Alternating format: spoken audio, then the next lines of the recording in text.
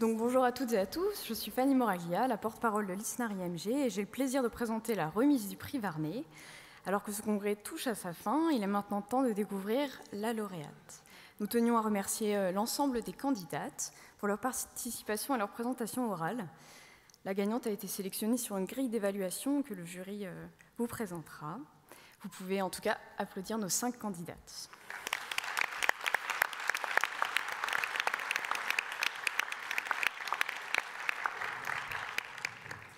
La lauréate remportera la somme de 1 000 € ainsi qu'un an d'abonnement à la revue Exercer avec une chance, sous réserve de validation du comité scientifique de la revue, d'y voir publier son travail.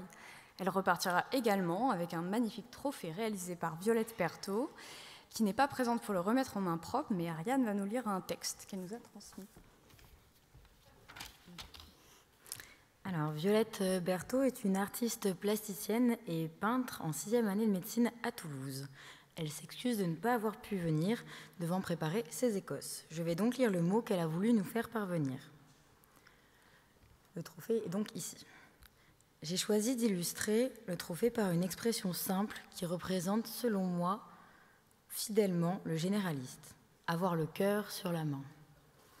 Je pense qu'on a tous en tête un exemple de ce médecin de famille qui connaît mieux votre frère que le fond de sa poche, qui n'oublie jamais de demander des nouvelles aux voisins de ses 3 enfants et petits-enfants, qui a suivi votre tante sur 3 générations et se rappelle encore des noms de chacun des descendants et descendantes.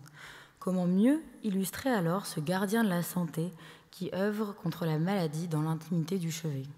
Ce praticien qui sacrifie son temps, éponge les souffrances, cet homme enfin qui ne vainc pas toujours la mort, mais qui repousse du mieux qu'il le peut, que par la simple expression de sa générosité. On en a parfois une vision archaïque de ce médecin, ancré dans une pratique dépassée par la vitesse avec laquelle évolue notre époque. Et pourtant, c'est bien ce congrès qui nous prouve le contraire. Dans une société où le progrès nous a fait ériger au rang de besoin l'instantanéité de toute chose, le généraliste forme un pont entre la médecine futuriste et évolutive et la tradition humaniste immuable qu'elle incarne. La médecine évolue et le généraliste n'est pas en reste. C'est donc pour cette raison que ce trophée allie des matériaux anciens et nobles tels que l'argile qui compose la main ou le socle en bois de sapin qui supporte le tout avec des matières plus modernes comme l'époxy. La main orange, aux couleurs de la médecine générale, porte donc ce cœur humain dans un décor floral, symbole de développement durable et donc d'une médecine qui évolue avec le temps, dans la plus simple représentation de sa bonté. J'espère que le trophée plaira à celui ou celle qui la recevra, que je félicite vivement par ailleurs. Nous laissons sans plus tarder la place au jury pour vous annoncer le ou la grande gagnante.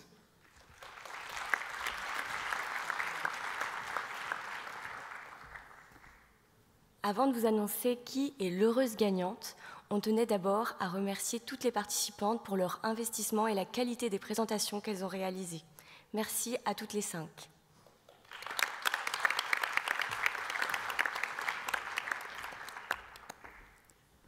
Bonjour à tous, bravo et merci pour ce magnifique congrès, bravo et merci pour ces magnifiques thèses qui ont été présentées. Alors concrètement, comment s'y est pris le jury?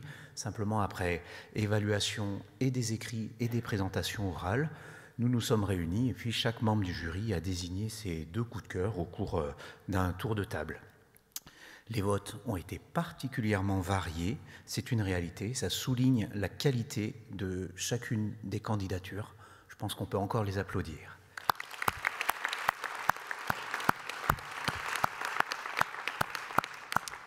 Toutefois, il y a une candidature sur laquelle l'ensemble des regards de chacun des membres du jury se sont retrouvés et qui a donc obtenu 4 voix.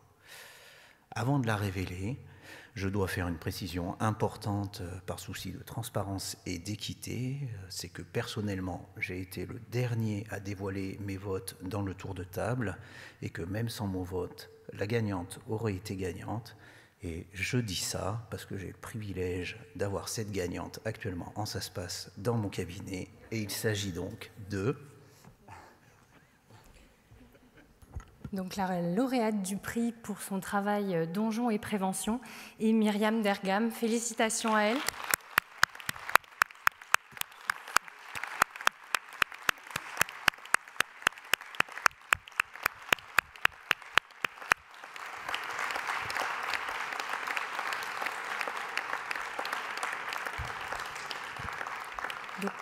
Son travail portait sur les risques et donc la prévention à apporter aux patients qui pratiquent le BDSM. Nous, le jury, on a trouvé ton travail hyper original, ta présentation super claire, on sentait que tu étais vraiment investi et c'est des choses qui nous ont vraiment plu. Il y a un dernier mot qu'on voulait dire de positif sur ton travail.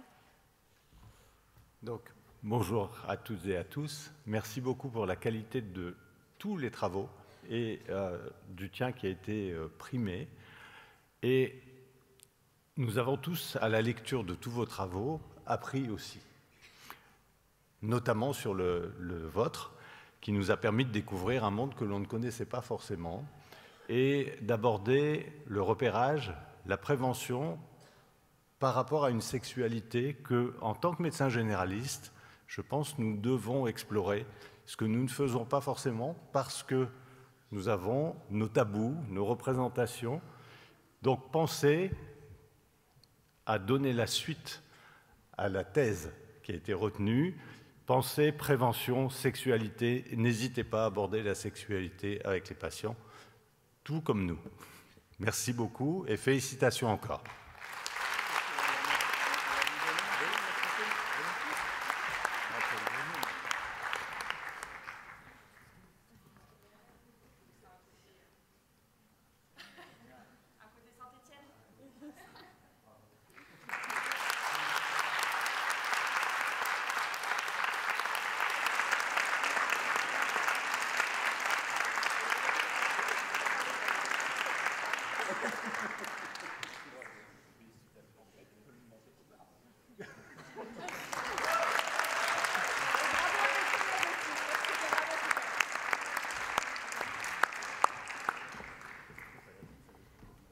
Merci beaucoup à l'ISNAR IMG. Je tiens encore une fois à féliciter mes collègues Lucille, Clémentine, Mam et Alex pour leurs travaux qui étaient vraiment géniaux.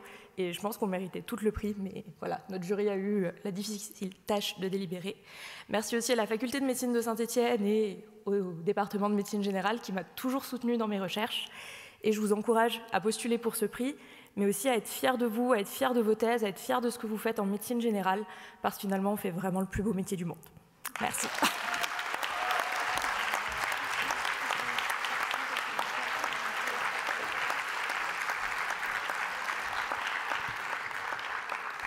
Juste rapidement, moi je suis la trésorière de FERJPI, c'est une association de recherche chez les jeunes médecins généralistes. Avant le congrès du CMGF donc, qui arrive, on a une journée de pré-conférence où il y a des conférences le matin, mais l'après-midi c'est des présentations de recherche de thèse. Et moi j'ai énormément aimé tout ce que j'ai vu cette semaine, et tout ce que j'ai vu hier, et j'en ai parlé au bureau. Et en tout cas, si vous le souhaitez, vous êtes toutes les bienvenues pour venir représenter votre projet et même parler de les difficultés ou les choses positives dans le travail de recherche que vous avez vécu. Donc n'hésitez pas à venir me parler parce que vraiment c'était hyper qualitatif et on serait honorés que vous reveniez en parler lors de la pré-conférence. Voilà.